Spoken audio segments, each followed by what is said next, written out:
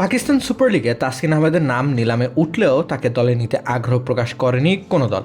অথচ তিনি অনায়াসে বনে যেতে পারেন যে কোনো দলের নতুন বলের কাণ্ডারি, যেমনটি আছেন তিনি হয়ে বাংলাদেশ জাতীয় দলের। শুধু তাই নয়, সংযুক্ত আরব আমিরাতের IL-T20তেও নিজের মুন্সিয়ানা দেখিয়ে এসেছেন এই পেসার। পিএসএলে দল না পাওয়ার ক্ষেত্রে প্রধান প্রভাবক হিসেবে কাজ করেছে মূলত তাসকিনের ইনজুরি প্রবণতা। তবে এছাড়াও তাসকিনের বোলিংয়ের ধরন অনাগ্রহের অন্যতম কারণ।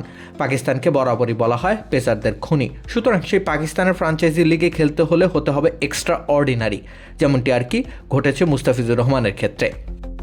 তাসকিনের ক্ষেত্রে অন্তরায় হচ্ছে তার অর্থোডক্স বোলিং।